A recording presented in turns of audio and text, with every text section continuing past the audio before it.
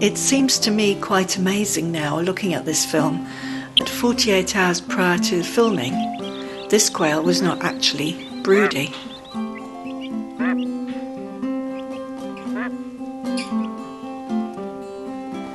All that had happened was she'd started to make a nest, and she looked as if she might be interested in sitting, but I wasn't even sure about that.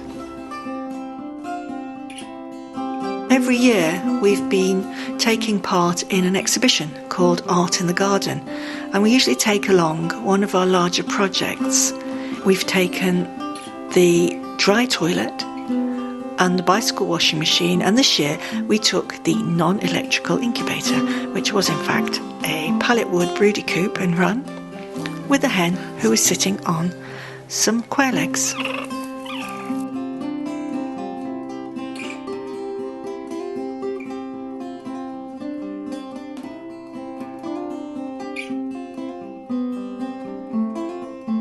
Things seemed fine whilst they were in the nest. The chicks took a bit of time to find out how to get through that huge fluffy duvet, and Snow Kitten was slightly bemused by them. When she did have to get out of the nest, well, we were away from home. And unfortunately, when she got back in, she must have squashed one of the quail chicks. This is why you see there's only 3 here instead of the 4 that hatched.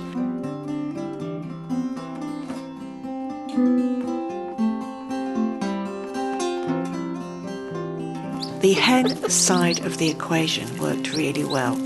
Snow Kitten hatched out the 2 eggs overnight and seemed to get on with them really, really well. And Jenny was now freed up to take the other 6 of her chicks who'd been dying to get out of the nest outside. And the quail had been moved to Caramel. The next morning, you can see she still hasn't really bonded with these quail chicks.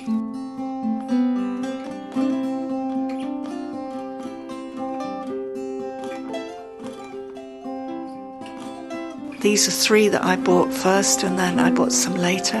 You can see they're very sweet and docile, and all I did was finesse them at the back of her while she was eating. This was now changing the whole dynamic of the group.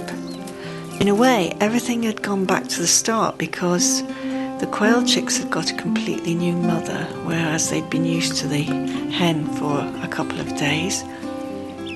Poor old Caramel had obviously got a whole new outlook on life from expecting to sit on some eggs. Maybe, I wasn't even sure of that. She suddenly had a huge big family, and these 3 little quail who'd been in a brooder for 2 weeks now had a real live quail mother. So it was going to be interesting.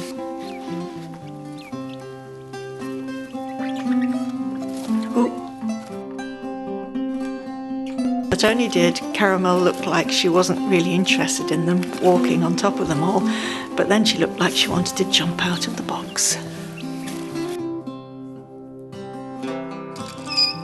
Spurred on perhaps by the cries from the quail chicks, Caramel not only begins to treat them a lot more gently, but then she actually begins to fluff up and call them to her. Later I realise this is when she believes they are cold. I think that strident cry from the quail chick actually causes a reaction in her.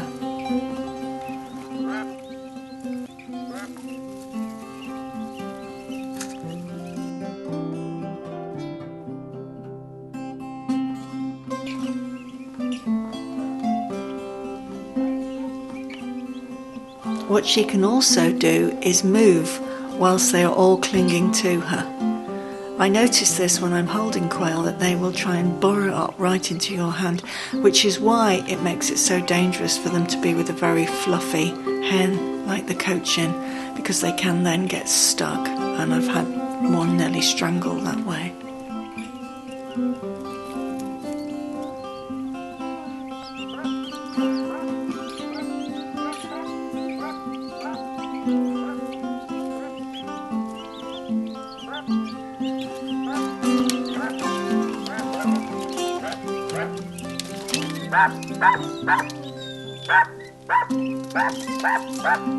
I certainly didn't expect this behaviour or vocalisation, but I was very pleased that I had seen and heard it. What I believed I was witnessing here was the re-emergence of a wild quail.